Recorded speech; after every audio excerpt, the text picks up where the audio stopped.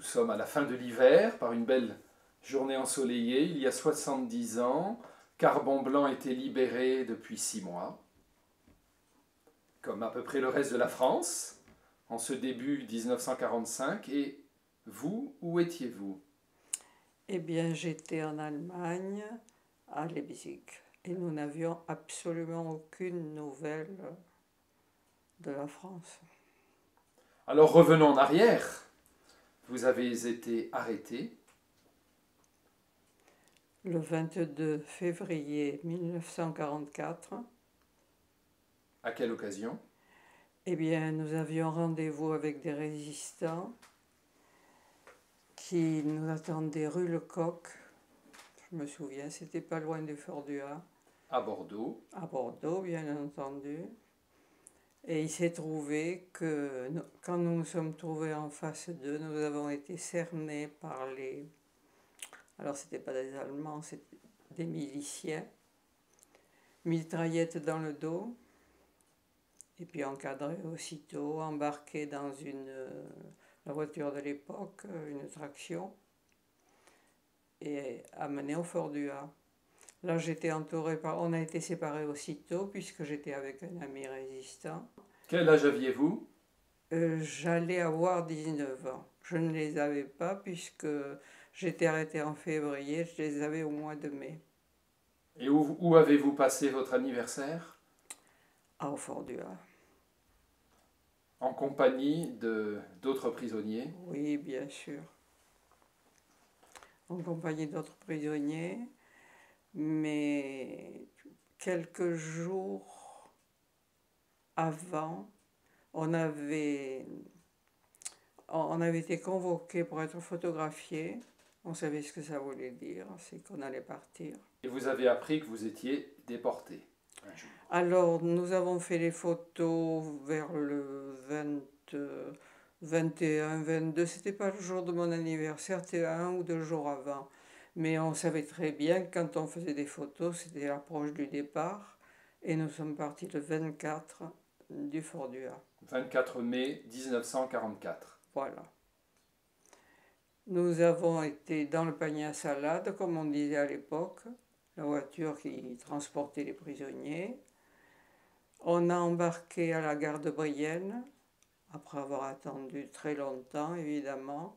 Et alors après, depuis Brienne, ça a été un long Alors, depuis trajet. Brienne, on a été dirigé sur Romainville, qui était un camp de passage. Il y avait des prisonniers français. On n'était pas en liberté, mais on pouvait sortir. Il y avait une grande pièce où on mangeait. Je me souviens que le bâtiment côtoyait, c'était une sorte de fort parce que les plafonds étaient en béton, arrondis, il y avait des chalets, mais on mangeait 2 fois par jour, alors au Fort du Ha aussi, on mangeait 2 fois par jour. Et on avait des colis de Croix-Rouge. Donc là, on a dû rester. Alors, j'ai pas trop la notion du temps. Je sais que les prisonniers avaient monté un théâtre où ils avaient chanté pour nous distraire, les prisonniers français. Et ils avaient chanté, entre parenthèses, tout va très bien, Madame la Marquise, mais avec des paroles qui nous disaient des vérités.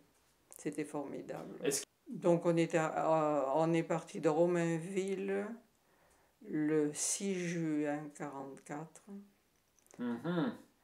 Et à la gare où on a embarqué, la gare de Brienne, au moment du départ, un employé SNCF a ouvert toutes les portes les unes après les autres et il a dit, ils ont débarqué ce matin à 6 heures. On n'avait pas besoin d'explication. C'était le 6 juin 44. C'était le 6 juin 1944. Il a dit que ça, vous aviez tout compris. Ah, il a dit que ça parce qu'il l'a dit à tout le monde. Enfin, autant qu'il a pu en dire.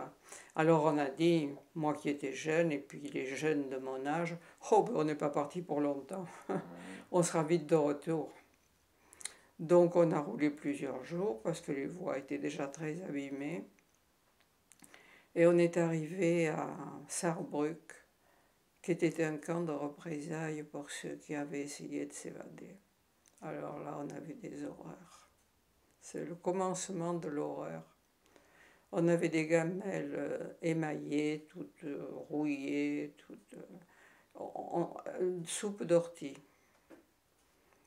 Le café, c'était le matin à 3 heures, mais on nous le servait à 11 heures au midi. Les gamelles de soupe arrivaient en fin de matinée, et on n'en avait qu'une par jour, et un morceau de pain avec du verre pilé dedans. Et pendant 11 jours, on n'est pas sorti du baraquement où on était, et pendant 11 jours, on ne s'est pas lavé, on n'a pas touché une goutte d'eau. Je me souviens qu'un jour il a plu, on a passé nos mains par les barreaux et on s'est passé un peu d'eau sur la figure. Mais ce que je garde surtout, c'est les prisonniers qui étaient en représailles, là, qui avaient tenté de s'évader. On leur faisait faire des choses effroyables. Marcher à quatre pattes, je ne peux pas vous dire. Des humiliations. Des humiliations, tapés, battus. Et au bout de 11 jours à Sarrebruck, Alors là, donc à la frontière oui, de la France et de on a l'Allemagne, embarqué dans des wagons à bestiaux, portes fermées, cadenassées. On était certainement des centaines parce on n'avait pas le moyen de s'asseoir. Et pour se coucher, il fallait se coucher sur le côté, tête bêche. Le voyage a duré, je pense, 11 jours, mais je ne suis pas du tout sûre du temps. plusieurs jours, Oh, oui. dans ces conditions. Et, oui. la nourriture? Ah ben il n'y avait pas de nourriture. On nous donnait de temps en temps un morceau de pain. Quand il y avait de l'eau dans la gare où on s'arrêtait, on nous passait un peu d'eau, mais pas toujours. Sous quelle forme? Des verres d'eau. Mais c'était les employés de la gare qui nous les passaient, c'était pas les policiers. Donc on ne sortait pas. Et on avait une tinette au milieu du wagon qui, quand elle a été pleine, évidemment, sur les carreaux, rejaillissait un peu. Donc une tinette pour faire vos besoins. Oui.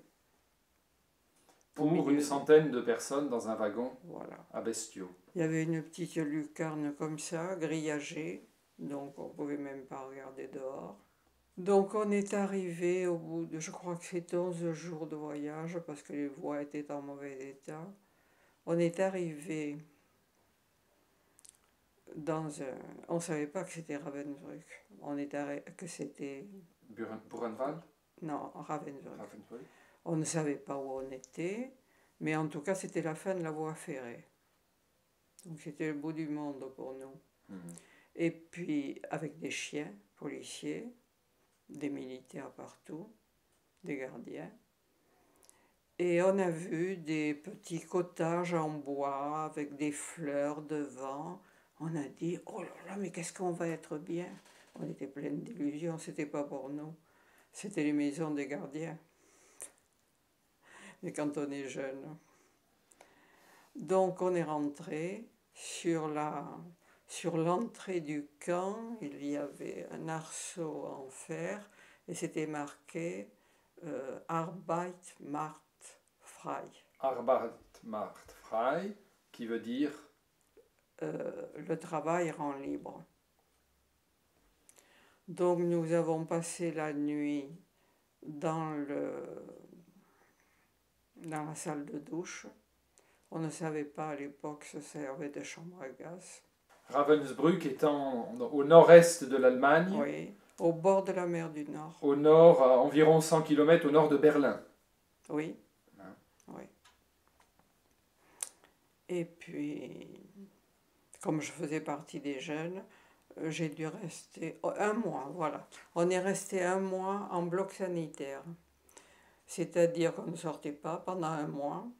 Il y avait un seul WC, on devait être 1000 femmes à peu près, donc on ne pouvait pas s'asseoir. La soupe était faite avec... j'ai oublié le nom. Du cumin. Ils n'avaient plus rien à manger non plus. Du cumin, un morceau de pain par jour, qu'on se faisait voler quelquefois, et c'était notre seule monnaie d'échange. J'ai donné du pain pour avoir un oignon cru. Et après Ravensbrück, après le temps sanitaire, là, alors le temps sanitaire, sans se laver, on a eu pendant quelques jours le droit de sortir. La clôture était électrifiée, bien entendu. Il était pas, les gens C'est-à-dire sortir du baraquement, du bloc, pour Oui. aller autour. Oui, oui. Et là, j'ai rencontré une petite Russe qui avait servi aux expériences des docteurs. On lui avait greffé sur une jambe, donc sectionné cette jambe, un os de veau. Je l'ai vu qu'une fois. Il y avait des expériences aussi à Ravensbrück. Et comment se Et un comporter? four crématoire qui brûlait nuit et jour. Vous l'avez su très vite qu'il y Que- avait ce four crématoire? Ah oui, il y avait l'odeur. Et puis on voyait les mortes passer dans les chars à bras, empilées, nues. Parce qu'en France, vous n'étiez pas au courant de cela, Non, donc ça a été une découverte. beaucoup de découvertes. J'ai vu les mortes dans les chariots et personne n'était à l'abri. Et il y avait quand même une équipe qui travaillait à assécher les marais avec les poudres des corps des mortes. Est-ce que certaines étaient libérées Non, durant votre séjour? Jamais, Jamais. jamais. Mortes, oui, mais pas libérées. Avant de quitter le camp, est-ce que parfois on vous faisait de la propagande, c'est-à-dire des Non. discours Non, on ne non. s'occupait pas de vous Non. en fait. Vous On travailliez. n'était rien. Et vous n'étiez rien. On était les rouages qui faisaient tourner l'usine, c'est tout. Moi j'étais au contrôle, j'avais de la chance. Mais je vous dis, il y a une petite Russe qui a eu le bras coupé par une machine. Et puis, oui, c'est vrai que j'ai eu de la chance. J'ai eu cette femme à côté de moi qui m'a apporté beaucoup de réconfort, Madame Schubert. au risque de sa vie. Ouais, ouais. J'ai eu indirectement ces nouvelles après parce que bon, je saute des étapes, donc je reviens en arrière. Je pars de Leipzig. Un jour, ils ont évacué le camp à 3 heures du matin. On a marché toute une nuit dans la forêt. On avait un peu de margarine dans les récipients qu'on avait pour boire, que je me suis fait voler en route. Et puis, il n'y avait pas de pain, il n'y avait rien d'autre. Donc, on a pris la route, on a marché toute la nuit dans une forêt. Il y en a qui sont tombés parce qu'elles ne pouvaient plus. On était sous-alimentés, excessivement sous-alimentés. Et celles qui tombaient? Celles qui tombaient, on les fusillait, bien Voilà, sûr. vous entendiez? Les gardiens avaient des mitraillettes.